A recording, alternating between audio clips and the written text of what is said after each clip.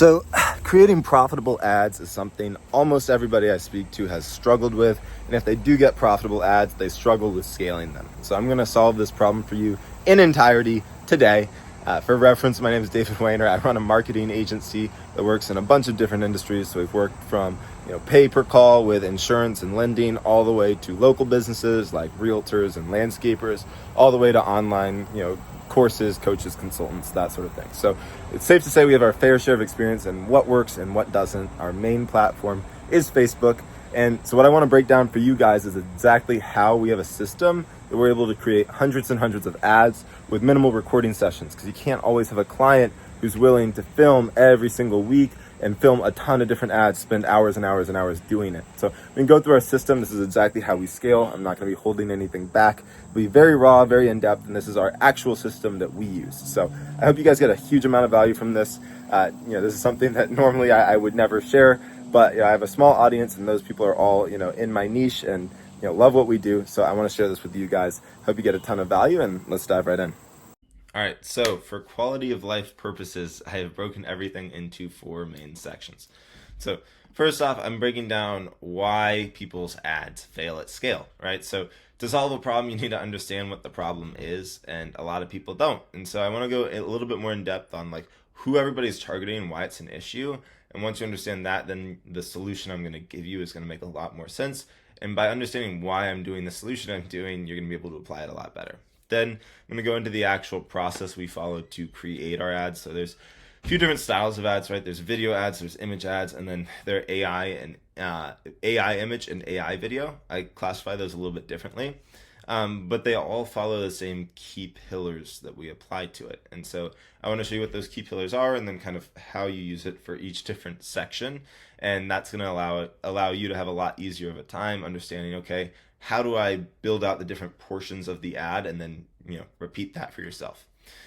Next, I'm going to go into the types of ads we use for our creatives. So this gives you sort of an infinite ceiling in the sense of I'm going to give you the frameworks that you apply your creativity to, so you can get new ideas, new variations from that. It's really tough to scale creativity when you don't have a clear goal or a clear direction to channel it into. But when you have a framework to follow, then you're like, hey, I need to come up with an idea of how I do this version of an ad, and then it's just the creativity you're building off of previous ideas. It's a lot easier. And then finally, I'm going to show you how to put everything together. You see this cute little guy with a puzzle piece, right? This is all useless if you just get theory and you can't actually use it. So I'm going to try and make it as applicable so you can literally take this and plug it in today. So the core of everything comes down to the idea of constructing ads instead of coming up with new ideas for ads. So ads can be broken into 3 parts: the hook, the body, and the call to action. But instead of trying to create a new ad every single time, which means you're coming up with a new hook, a new body, and then a new call to action, right? I want you to work in specific zones, right? So when you're in hook creating zone, you're just creating hooks. Then when you're in body creating zone, you're just creating bodies. And when you're in call to action creating zone, you're just creating call to actions. Now, spoiler alert, hooks are going to take, the sort of 60, 70% of the time. Bodies are going to take, the next 20%. Call to actions really only take 5-10% of the time. But what this does is it allows you to create a bunch of hooks with a couple different bodies, and then you can assemble hundreds of ads off of that. That means in a 2 to 4 hour recording session, you can come up with basically, hundreds and hundreds of ads that you can then run and test and, split test against each other, see what's performing best, right? Now, another important thing, people have sometimes this belief that Facebook is oversaturated.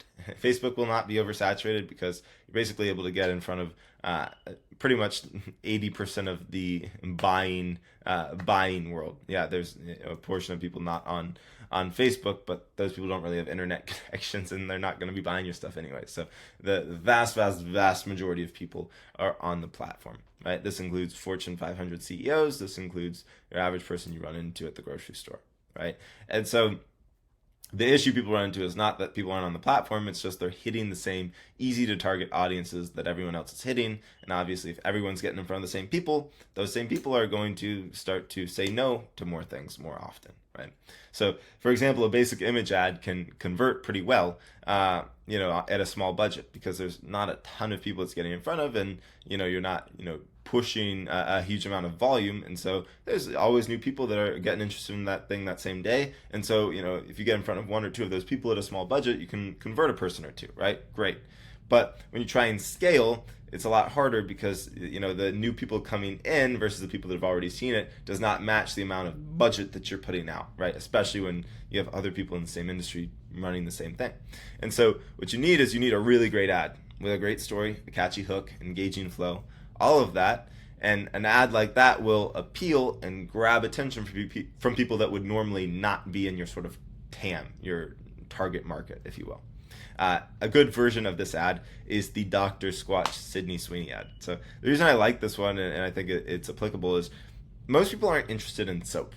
Like, it's not like a thing where you're like, oh man, I can't wait to test out a new soap this month, right? Like, at least I don't do that. Maybe I'm weird. But that ad got in front of a ton of people that would normally never watch a soap ad, right? Those people might have been using Dove soap, or I don't know a lot of soap brands, but they might have been using Dove soap for the last 4 or 5 years, right? And they didn't care about Dr. Squatch's angles of being, not using chemicals, right? They never even thought about it. They might not have even been aware of it. But then when the Sydney Sweeney ad came out, way more people saw it because it was controversial, and also people knew Sydney Sweeney, and it had a funny story. It had the sort of catchy body wash genie kind of angle, and so a lot more people paid attention to the ad for the ad's sake because it was catchy, it was funny. And then that opened the door for Dr. Squatch to do some education now. Either they got the soap just because the ad was so good, they just like kind of wanted to, I'm going to go with these guys, or it opened the door for them to get educated enough and learn enough about Dr. Squatch and how it differentiates and why you should use a body wash that doesn't have a ton of chemicals, that they actually shifted over. And so an ad like that does not have a cap. It can basically scale infinitely because you're not just getting in front of your sort of your warmest market, if you will. It's very attention grabbing, it's funny, and it really, really stands out. And it allows you to basically scale in a way you couldn't with a more traditional ad. Now, what this does is, it gives you a way broader market you can hit. To do that, you need to test a lot more ads because you have to test a lot more to find those bangers and those winners. So stick around. I'm going to be sharing at the end of this a cool little tool. It's just a couple viral ads that I've run in the past that have already been tested and have made us a lot of money, and me or my clients a lot of money in different industries. And the cool thing is these are all going to be AI ads. So one sort of excuse people throw at me is like, well, David, we don't have the resources you guys have.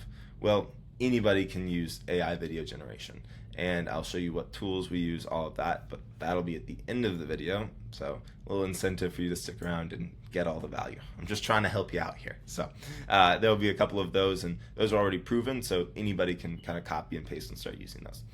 But once you have all these tools and once you understand these concepts and you're able to apply these pillars, apply our assembly process, you're going to be able to create an absolutely absurd number of ads that are very high quality, that actually hit the right type of the market, the messaging is congruent, it resonates with people. And once you have those tools in place, you're going to be unstoppable in the advertising game.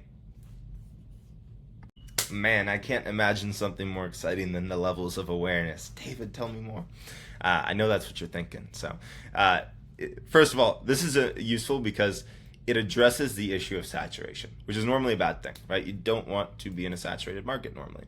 But this is how you do that sort of judo reversal and flip them on their head. And it's helpful because all your competition has to deal with the same exact problem you're dealing with here. So if you can work around it, funny enough, you can actually get in front of a more untapped market because of the fact everyone's hitting the same people. So this all comes back to Eugene Schwartz's levels of awareness. Shout out, Eugene. First of all, this is not a perfect breakdown of how markets work. You're not going to always have a perfectly unaware person, perfectly problem-aware person, but it's a good organizer, and it helps you generally categorize where people are. And the way I want you to think about this is more as sort of like a spectrum, where it's more, higher intent at the bottom, less intent at the top, but more people at the top. All right, so the smallest group at the bottom, the most aware, is the warmest. And most aware is basically people that already know your product. They're just looking for a reason to get it now. So it's like 25% off, you have some bonuses, whatever. Then you have product aware. These are people that know of your product but aren't positive if it's the right thing for them, right? So for example, let's just use Dr. Squatch. Most aware is like, I've used Dr. Squatch in the past. It's a little bit expensive. I, bought a 4-pack. I want to try a different scent, and then they run 25% off discount. Cool, I'm going to go ahead and buy. Product aware would be, I've seen Dr. Squatch before, but I don't really notice any issues with using my normal soap. So, I'm not positive if I should get it. I'm kind of open to it though. Then solution aware is, someone that's like, well, I know I need to get some new soap. I know there are natural soaps out there. I don't know if Dr. Squatch is the way I should go. Right? This is someone that knows the result they want. Don't know if your product can sort of provide it. Problem aware is, my soap's making me itchy. That's annoying. They don't even realize that you can get natural soaps that don't have chemicals, that don't dry out your skin and don't make you itchy. But they know that they would like something different than their current soap. And then completely unaware is just the person that's just using that soap and never even considers the natural one. And you have different ways to market to each of these people, because talking about 25% off on Dr. Squatch soap is not going to be very enticing to the person that has no clue why they should buy a very expensive version of the soap. Right. Now, silly example, but you can kind of apply this to your industry. If you can't, take a second, pause this and think about it. This applies in every single industry, right? Now, there's one big problem with hitting the most aware people, which is generally viewed as the warmest, which is everybody's hitting them. And, if some group of people is constantly getting hammered, what happens is, the easy pickings are snagged very quick, and then you're kind of left the more skeptical, most aware, more skeptical product aware, more skeptical solution aware people. So I have a sort of analogy that's helpful, I think. Think of like a pond versus an ocean. You have a pond full of a bunch of fat fish, right? And when it's an untapped market, the fat fish are the most aware, product aware people. It's a smaller pond though, right? But there's a bunch of fat fish. If you throw a shark in there, your offer, you can just feast away, easy pickings, left, right, everywhere you look, there's fish, right? Now, when you start to throw 4, 5, 6, 7 sharks in there, right, it suddenly becomes more saturated, and now you're starting to eat up each other's market share, and sharks start to step on each other's toes a little bit, right? That's where you're hopping on calls with people, and they're like, I'm talking to 6 or 7 other competitors, and you're like, okay, I don't know what to make of this. This is tough. Help me scale, David. Please help me. So the workaround is getting in that sort of blue ocean, if you will. And that's what the higher up on this awareness funnel is in marketing. This is your blue ocean. Most people never attack this portion because it seems more difficult and they don't know how to. They're like, well, these people don't resonate to my marketing. It's because you're not doing the right type of messaging. And so you need more exceptional ads to get in front of those people, but when it's done right, you create your own little mini monopoly. Now, what we do in this ocean format is they're generally going to be smaller fish and they're more spread out. But if we can find a way to attract those fish and then feed them, and in this case, feeding is the education, we can fatten those fish up. And now we've got no sharks around us. We've got a bunch of fat fish, and those fish have just been fed by this shark. And so guess who they stick near? They stick near the shark. And so when that shark wants to eat, obviously you're not eating your customers. I hope you're not. But you've got all these people that are loyal to you specifically, aren't talking to a bunch of your competitors, and are now fattened up through the education, meaning that they've been shifted from these unaware, problem aware, all the way down to product aware, most aware, all through your marketing. And that creates the sort of monopoly effect for you. Now, this is a huge concept. If that didn't resonate for you, go back and rewatch that, right? I want you to pick up on the fact that you can literally create your own version of this sort of, juicy fish in the pond scenario without saturation. It's just about getting in front of the right types of people, and it's a specific way of marketing. But of course, the bottleneck, if you understand the value of that, is like, well, how do I do my marketing in a way that grabs those people's attention, right? And so there are a few factors, because you need exceptional ads and you need exceptional marketing to get in front of a lower intent person. And that can be a great offer, a catchy hook, aligned messaging, having a celebrity, someone that they know, something engaging in your delivery, right? Amazing actor. What way does your audience consume? Do they read more? Do they watch more videos, right? And those are all things that you need to work through, because that's going to determine how do you get in front of your audience. And that's what I'm going to be breaking down more specifically. But I think you understand now what the problem is, the saturation, and the workaround is getting in front of other people. The solution is going to be, how do we get in front of people? And that involves a lot of testing. That involves having the right strategy when you approach your ads. All right, put the Bob the Builder hat on because we're about to construct some ads here. So first off, the biggest portion of developing your ads is in the preparation, not in the actual recording. Recording can all be knocked out pretty much in one weekend. The preparation will take a little bit longer. So I'm going to be talking through where your time should be split up on the preparation, also where you're going to actually draw ideas from. So generally you want to spend about 75% of the time on the hooks, 20% on the bodies, 5% on the CTAs. If that, CTAs are pretty simple. It's just super clear, and I'll talk more in depth on like how you do a good CTA that actually helps people convert. Obviously, hooks get the most attention, right? The education gets the second most, CTA gets the least. Hook is the attention grabber, right? You're doing around 30 to 50 a week. Body, this is where you're actually providing information about your service, converting people, right? This is the next most amount of attention. You're going to be testing between 2 to 5 per week. And this also varies based on how much budget you're spending, but you got to keep in mind if people don't make it past the hook, they're not going to see the body. So they burn out slower, if that makes sense.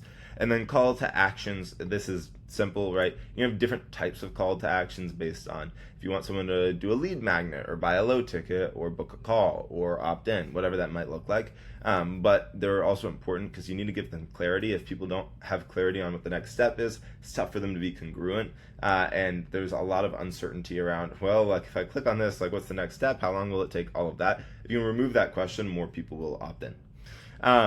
But doing this, it allows you to make a lot of volume in terms of how many ads you can actually put out. So let's start with the types of hooks you're going to be doing. This is the attention grabbing portion. There's two types of hooks generally. There's going to be more proven, right? So this is based off of previous winners. And I'll talk about this where you can pull ideas for that. And then you're going to have sort of broader, which is where you're testing, expansion, experimental sort of hooks to reach newer, different markets. And that's what allows you to scale more. Proven is what's going to like make you money consistently now, right? So one's a little bit more short-term focused, one's more like far off, right? But kind of going into where you can draw ideas for your hooks, there's a couple different areas. So first thing is previous paid advertising winners. So with your own ads, you're going to find consistent ones that just are, they hit every time, right? The hook just grabs the attention, people watch through, it converts, and it's steady. And you want to take those and iterate on them because you can get a lot of runway off of every single ad you've done yourself that has performed in the past. You'd be surprised how much you can milk out of it, especially with a few small tweaks here and there. Now, this also applies with other people's paid advertising. So anytime I'm scrolling on Facebook or Instagram, or even if I'm on YouTube, right, I'll be looking and seeing, hey, is there an ad that grabs my attention? Now, this does not always have to be in my market specifically either, which is the funny part, right? I'll have, people running fitness ads that I don't really work that much in the sort of fitness space. I have in the past, but I'll see like a fitness ad with a really clever hook that is like, I'm like, wow, that grabbed my attention. I will save that and then I'll try and find ways to sort of plug that in and tweak it a bit so that it can apply to my market. But I look at the principles that they're applying in those ads. You can pull a lot of really good stuff from doing that. So that's on the paid side. So there's sort of two portions, yours and others. Then you're going to have the free content side of things. So first of all, again, we start with yours, right? If you're running organic content, this can be posts on X, this can be Twitter, and X and Twitter are the same, sorry. Instagram, Facebook, if you're doing anything on YouTube, LinkedIn, whatever that is, all of those platforms, they're going to have different styles of hooks, different form factors for it. But if you find something performs really well with organic, since your organic audience is often going to be very similar, if not identical, to your paid audience that you're trying to get in front of, then you want to take something that worked with organic, right? Because clearly people consumed it and paid attention with that hook, and you apply that to your paid, it allows you to supercharge how many people you're getting in front of. So chopping those sort of organic content hooks and applying them to your paid ads works really, really well. This does not just mean on similar platforms too. It doesn't mean like, oh, I can only take an organic Instagram reel hook that did well and make it into paid. It's like you can also take something from a completely different platform, obviously repurpose it a little bit, and then just boom, plug it in. And then also with others, anything in your niche or your market that did really, really well organically, odds are that something very similar will do well on paid. So that's another place to draw ideas from. These two are going to be the best places to draw from in my experience. Then ad libraries. This is basically just scrolling through ad libraries. I kind of got this from Hermosi, and he talks about it. It's like it's less about pulling every idea you see there, and more about pulling inspiration, because there's a lot of people that have no clue what they're doing on the ad library, right? The whole point is we're trying to be standout marketers, not be exactly like everyone else. But there's so much on there that you can definitely start to spark some ideas, spark some creativity. Look at companies that are good advertisers that get good returns. You can look at just scrolling through and seeing if anything grabs your attention, and the sort of you're looking at so many ads. If something grabs your attention, that's always a good thing. And you can take a lot of things and iterate on them from the ad library. Last one is brainstorm sessions. So this is like you/ChatGPT just sitting down 15-20 minutes, think of all the things that can grab people's attention, just can't stop writing, right? You just make yourself pen to paper, just write out as much out as you can, and then you go through, you see, ooh, is this an angle I haven't tested before? And then you try and iterate and add from that. But with these 4, you have a bunch of different ways to pull ideas. You have a lot of ways to gather inspiration, and that's generally how you're going to approach it for the more proven type of hooks. Now, next, I want to talk obviously a little bit more about the sort of expansion, testing, broader style hooks. So when it actually comes to writing for each part of the awareness funnel, we're bringing back the levels of awareness. Shout out Eugene again. But basically with those sort of previous proven ads, you're hitting a small portion of the market, you convert them really well. But to convert a broader portion of the market, you need to meet them where they're at. And so the number one thing to understand is that these people aren't sold at different points. What ends up happening is sold could be like right here. See, your little bottom of the funnel would be like sold. An unaware person has to become problem aware, and then become solution aware, and then product aware, and then most aware, and then be closed. They don't just like go from unaware straight to closed, right? You don't skip that. You evolve basically as a buyer.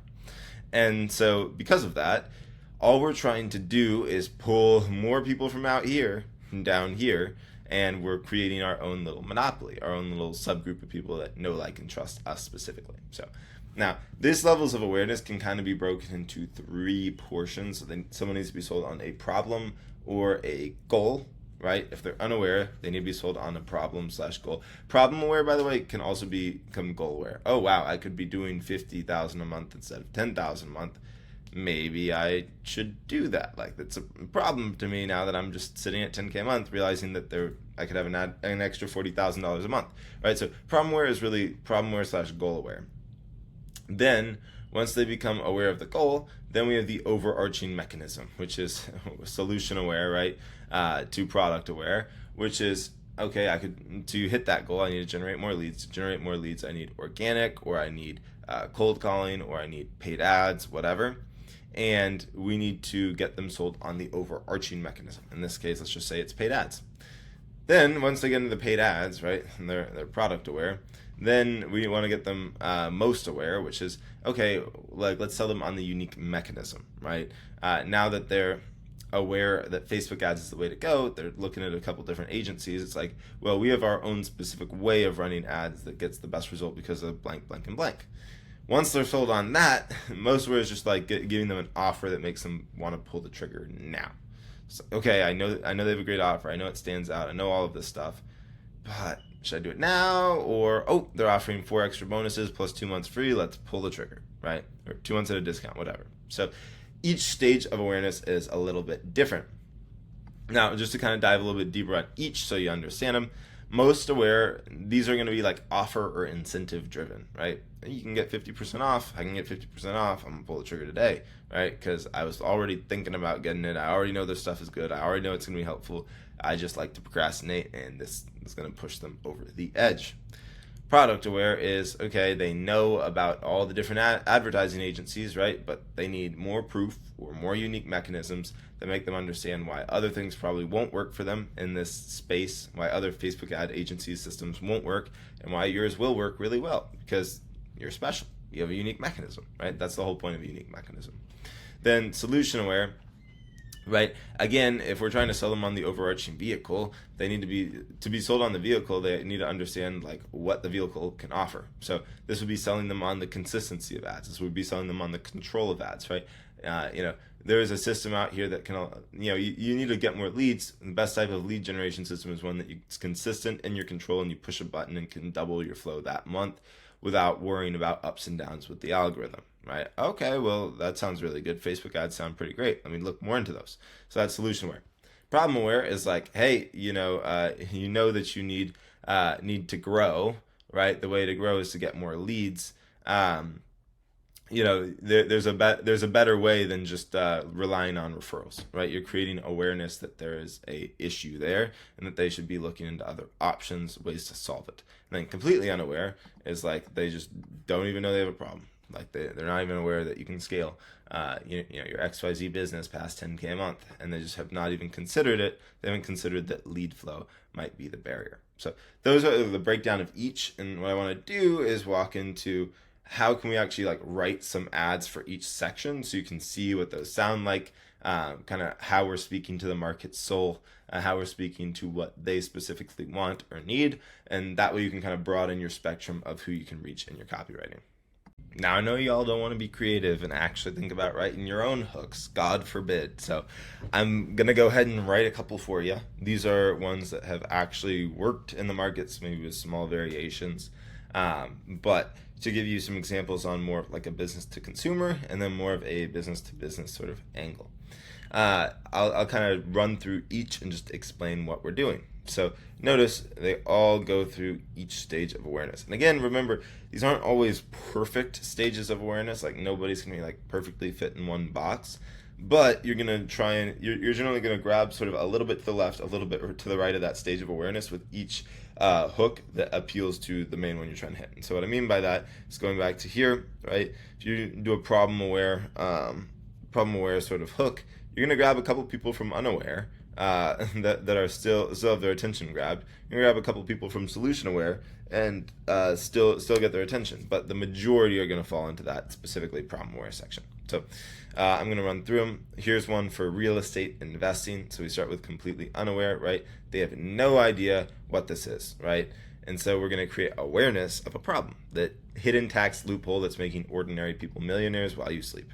Problem is, well, I'm not becoming a millionaire while I sleep. I'm curious, right? It's very curiosity driven.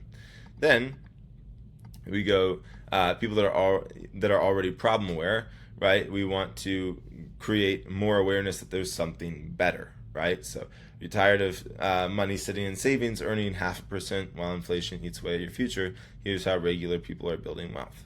They're like, well, shoot, like here you're like curious about, oh wow, I didn't even realize things could be better. Here you're like, well, I'm doing investing, but I want a better type of investing, right? And clearly 0.5% is not enough for me. So I want to make more, right? And that's going to get them interested in the solution. Solution aware, right? How to generate $3,000 or more monthly with passive income with our proven real estate system, even with zero experience, right? So again, you're taking people that are, aware of different ways of investing, right? Here you're taking someone that really has not invested and is just annoyed about the problem, right? These are people that may already be interested in investing, and you're creating more awareness of your specific way of investing. Product aware, right? So wealth builder, this is your business, right? Here's how most of them are owning a rental property within 90 days. They're like, oh, cool. Like this person's actually getting results with the real estate investing. That's exciting.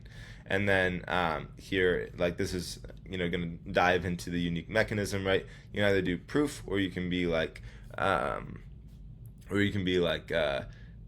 our XYZ system allows 80% of wealth builder students to own a rental within 90 days, where normally 70% of real estate people fail, right? Whatever.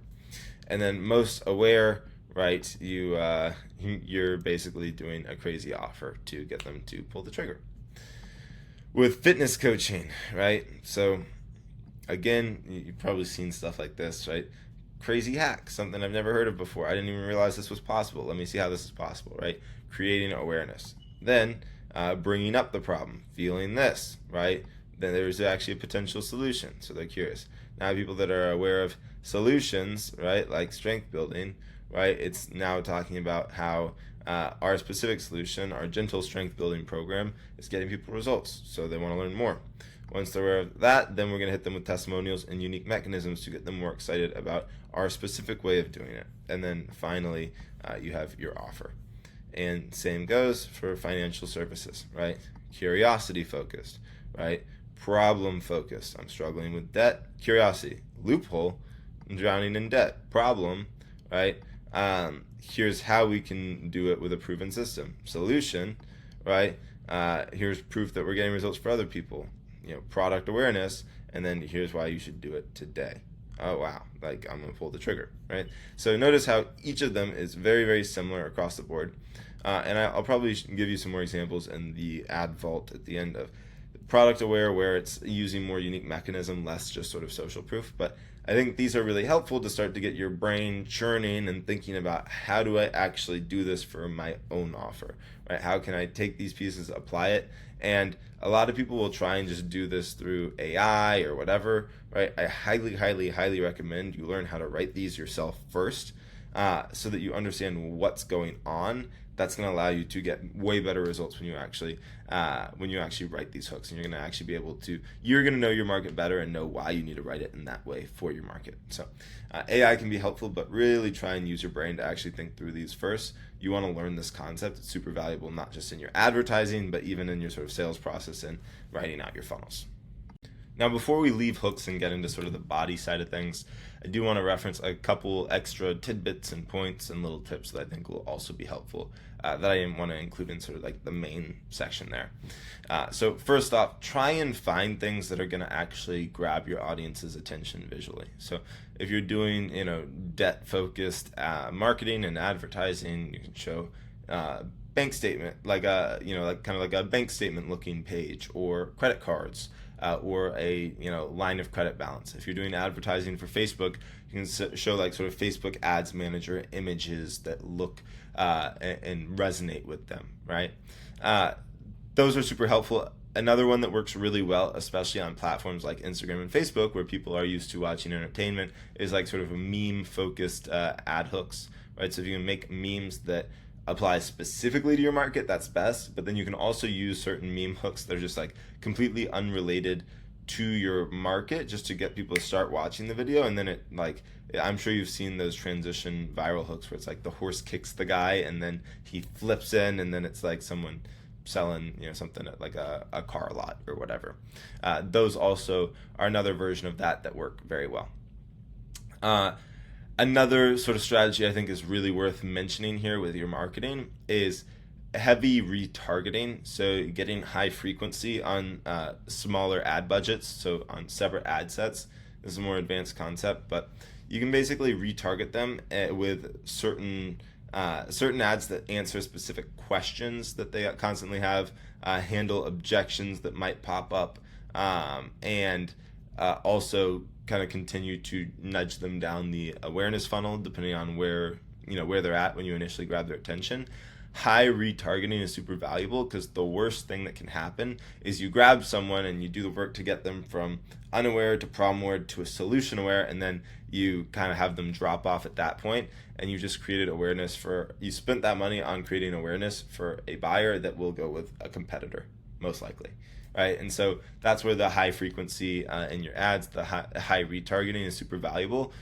I always like to have my little sort of niche of the audience that I'm hitting and get in front of those people as much as possible, so they see me more than anybody else. I rather that and get in front of a smaller group of people that I've taken down that path more consistently and more frequently, because they're more likely to convert, than getting in front of a bunch of new people once and just creating a little bit of awareness, right? It's obviously, like, at the end of the day, what we care about is getting more buyers. So that's another important one.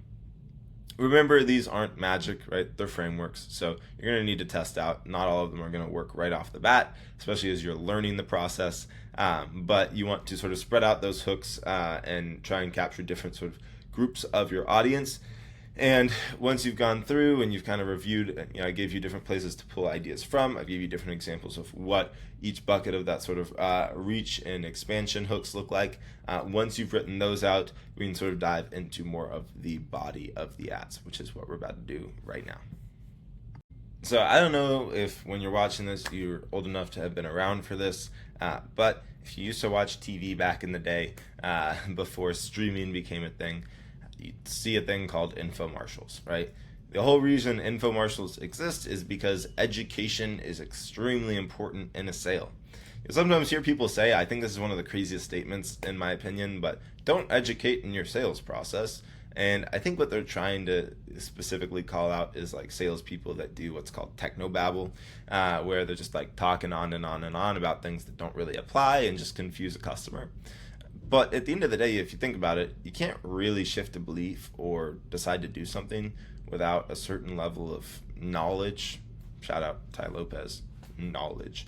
But you need to learn things to actually transition and decide that you need to make a change, know what change to make, know how to make that change, all of that. And so, in terms of the sort of body of the video, it needs to align with the hook, and obviously the hook aligns with the level of awareness the customer is at.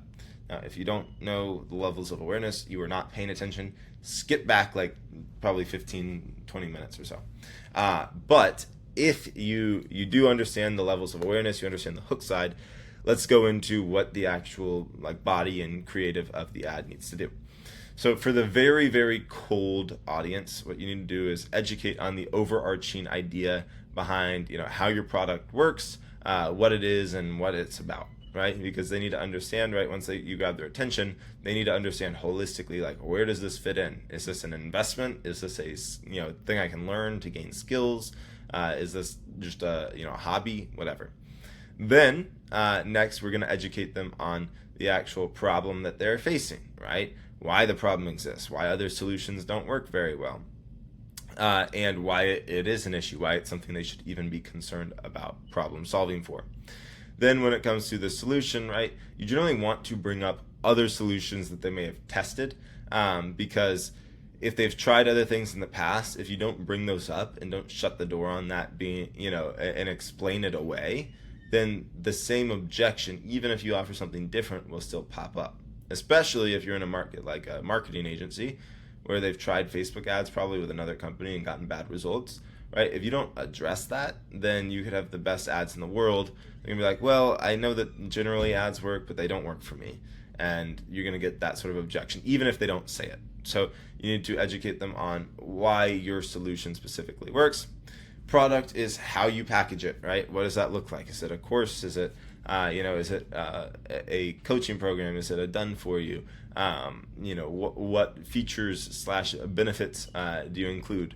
And then finally, you need to educate them on the offer, which is what you can actually do for them. What do they get by sort of buying your thing and starting to use it? So your bodies are generally going to take around 20-25% of the attention in terms of coming up with, when you're writing, coming up with ideas, scripting, and then recording. And the reason is they don't have to be rotated as often as hooks because less people see them than the number of people who see the hooks, right? So they don't get burnt through as consistently or as badly. So there are a couple of different formats. I generally recommend you make about between 12 to 20 a month, and generally do that broken up through weekly recording sessions or bi-weekly. But there are a number of formats to do for your body. There's a whole lot, frankly. You can basically, sky's the limit in terms of how you structure it, but I'm going to be breaking down a couple different formats for the bodies that we have found work really, really well, and I see a lot of the big guys doing and that we do and that are pretty consistent bangers every single time. So that way you can just kind of follow the same structure we do and know that it's going to work. I do recommend you start to experiment and play around with things outside the box. This is not saying other things don't work, it's just saying that these things do work. Ad body styles, let's dive in. 5 categories. Remember, these are the very proven, consistent ones. You can do a lot more. Start with the proven, then shift into the unproven after you've got a little bit of a foundation. But I'm going to break these down. So starting with educational. Educational is, think about repurposing organic content, value-based, right? You're teaching them, you're providing a lot of value. It creates reciprocity, and it's the best way to reframe beliefs, because When someone's listening to education, they're a lot more open. They don't feel like they're being sold. So education's super, super powerful with like breakdowns, whiteboard presentations, sharing an iPad, all of that stuff. It's the best for reframing. It's really good with a colder audience because especially in markets where it's like course or agency focus and there's complexity, like people want to learn. So educational, really, really good. Next is client testimonial / talking to the camera. This is like the most basic ones. It's like if you're explaining your ad to or explaining your offer to the camera, you're having a client share a result to the camera, but it can get more fancy with like street interview formats, influencers talking about it, that sort of thing. This is where you're relying heavily on a person and sort of a direct, hey, share what your results were, or here is how we're helping people, right? Or walking, talking, selfie style. Next, demos, right? Walkthroughs. So with software, this could be like showing an AI texting agent auto responding. This could be walking people through an ad account and showing like proof of really good costs. Going through a course, flipping through like a cookbook for fitness, right? You're showing them what they're getting. It makes it more tangible. They know what's on the other side, and then they can start to feel like, oh wow, I would like to have access to that knowledge, that information, that tool, whatever it is. Screenshots and visuals. This is like if you get wins in like a Slack channel, if you have Facebook posts referencing Google reviews that you screenshot, graphs even. This is all just like visuals that show proof of concept, show results, whatever. And it's less focused on like telling a story. It's more just like, look, wins. Do you want to be winning like this? Click here, right? And these are, by the way, one concept with this is these ads work really well together. They work in tandem, right? You provide a bunch of value. They're educated. They then see client results. They then see a walkthrough of the program, and then they see proof of wins. Like that's gonna be a lot more like powerful than just one of them. So the variety works really well together. They sync and they work in tandem extremely well. That's just a couple of the sort of visual side. And then narrative driven. This is like telling client success stories. This is, how I got here. The best reframes are done through a story format because it's the most relatable. You can also do it. These are the sort of ads. Story ads would also include, lifestyle, someone being in a fancy car, and that sort of thing. Going out to a fancy dinner, sort of vlog style. That follows along too, where there's like a narrative tied to it. Story driven can also be along the lines of, if you've ever seen ads where it's like, oh, you get pushed in a pool, and however long it takes to get these handcuffs off is your percentage discount. That's a story, right? You're following the narrative. So that's just a couple examples. Remember, these all work better in tandem with each other, not just by themselves. And I gave you, and I'll kind of give you a second to read through these. Here are some examples for educational ads, social proof ads. You can pause this if you need to look at these and read through these. Behind the scenes ads, anonymous / visual aid, and narrative. And I just had, these are actual like different angles that have been tested and had AI kind of map them out and expand a couple too. But this just gives you some ideas. Try and come up with your own. It's a good practice to actually think through, how do I position this for educational? How do I, what wins could I show off? What's a story that could, get people enticed about this? When you actually think through it and process it, it's going to allow you to position and deliver the messaging behind your product and what you can offer a lot better. Now we've done all of this work. Let's get them to actually opt in. Let's get them to actually learn more. Let's get them to actually go to the landing page to buy the product. Call to actions are extremely important, and they're so overlooked.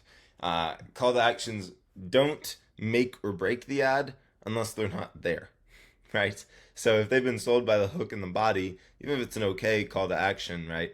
If it at least tells them what to do, they're going to do it, right? So you don't need to overthink it too much. Like, you don't need to over optimize this, but if you have a bad one or one that's not clear, you'll lose a lot of people that want to pull the trigger, but they don't know exactly where to go, right? When someone comes to the ad, they're going to be very motivated for a brief amount of time, right? And you need to capitalize on that. If there's not clarity on what to do, what they will do is they'll procrastinate it, and everything in business, sales, marketing dies with procrastination, right? So instead of leaving it up to chance, spell out exactly what they need to do. Click learn more and go to the next page. Now, that's the most basic. Even better than telling them is showing them. And so you can tack this on at the end. It's like, click learn more. You're going to go to the next page. There's a short video for you to watch to make sure that this is exactly what you're looking for. As long as it is, you're going to fill out a 3-question form, and then you're going to have a calendar pop up. Go ahead and book the most reasonable time for you. You'll be scheduled in for a call where we're going to cover blank, blank, and blank. There's no pressure, and nothing to lose, right? Now they have very, very clear congruence on what's on the next page. So when they go to the next page, there's not going to ever be I was expecting something else, and then they click off or they get spooked, right? They're getting exactly what they were expecting, and that's going to make them a lot more likely to follow through and have lower drop off. So showing what to do after they click on the ad, remember that. Don't just tell, show. Show is better than tell. Now, to go a step farther, right, you can give them a reason to act. Now, again, we always want to remove procrastination because that's the killer of most deals. So if you think back to high school or college or elementary school, if you're getting started very young, who knows these days, what gets you to get things done? A deadline, right? You're like, oh, man, I've got this project a month out. I don't even need to think about it right now. But then it's 3 days away, 2 days away, an hour away, and you're like, I got to get this done. And you knock it out, right? Because you have to. And you lose something if you don't, right? Same sort of thing here, right? Adding urgency, scarcity, guarantees, bonuses. It's a reason for someone to act now. A lot of people are like, conceptual, a lot of people are open to a lot of things. Not a lot of people take action on that many things though, right? Even think about it. If you've thought about buying a course or a movie or a car or a watch, you probably have a lot of things that you're interested in, but you haven't pulled the trigger on any of them, right? Or very few of them. And so having that urgency, scarcity, deadline makes them kind of do that face down of like, do I really want this? Is this a yes or no? And as long as the sale is there, the sales process is there, if they say yes, they're going to pull the trigger now. It's a lot easier than, if a bunch of time passes, they're going to lose motivation. They're going to lose care. And so we rather add that urgency, scarcity, reason to pull the trigger and take action. Now, in terms of actually shooting and writing CTAs, you really only need to make 1 to 3 of them to test. It's not that complicated. Just follow along with, as I said, the showing format. That's far and away the best. I remember I had a guy in the roofing niche who was running ads to a landing page, and his landing page was fine, but it didn't show how many questions there were, and there was a huge amount of drop off between the ad and the landing page. Once we added hey, go to the next page, here's exactly what you're going to see, here's exactly what you need to fill in, here's how long it'll take, and here's what to expect afterwards, there was less of that sort of uncertainty around it. And then people were more willing to pull the trigger. Then we added a little bonus. Hey, and if you call in within the next 72 hours, you'll get free gutters, right? It's just another reason for them to take action, and so the conversion rate goes way up. But remember, congruency through all things in your advertising and marketing process is super important, and you want your CTA to help assist that instead of harm that. Now, to put everything together, let's just kind of piece it, and I'm going to sort of touch on the key points and the things I want to reiterate. So first of all, don't get bored doing the same thing, right? There's always new people coming into your market. People forget that. It's their first time seeing you. It's their first time seeing your ad. So you want to hit them with something that's proven that works. So you don't need to get bored, right? Of course, you want to try different angles, test different things, but you want to follow the system that works, right? Now, in the beginning, you're going to need to go a lot broader, especially if you don't have a lot of context, right? Because you need to find the things that do work. There are always going to be that 5 to 10% that stands out above the rest. And that's what you want to double down and iterate on, because that's going to be what pulls out new and more winners for you, right? Instead of constantly trying to go for all these crazy angles, find the things that work and then iterate on that, stay close to the pillars that are actually fundamental and working, and come up with ideas similar to it because it's working for a reason. There's something conceptually that works with your customer psychology, that, whatever's going on in the world right now, right? Something is making it click, and so double down on it while it works, right? Don't get too caught up in, trying crazy outlandish angles. You want to have around, 10 to 20% of your budget allocated to testing new stuff. You want the vast majority to go into the proven, the things that work, right? And this gives you a lot of different variations for different parts of the market. What's going to happen is over time, you're going to find clear winners. You want to double down on those and take the winning hooks, the winning bodies, and then make even more of those. That's going to be what allows you to scale by doing more of what you find works. Now, in terms of giving yourself a process, what I'll generally recommend is decide if right now you're in a spot where you want to do one every week or one every other week in terms of recording and iterations on ads based on the volume and the budget you're pushing out. And what I'll generally recommend is you want to have one time a week where you're going through and you're really doing a deep dive and just brainstorming in one go. All of the hooks, again, rewatch this and how we figure out what hooks, where we pull those ideas from, get them for different buckets of your audiences, right? Different levels of awareness. Once you get all your hooks, then you want them all to be able to feed into different types of CTAs. Now, you want your, or not CTAs, sorry, bodies.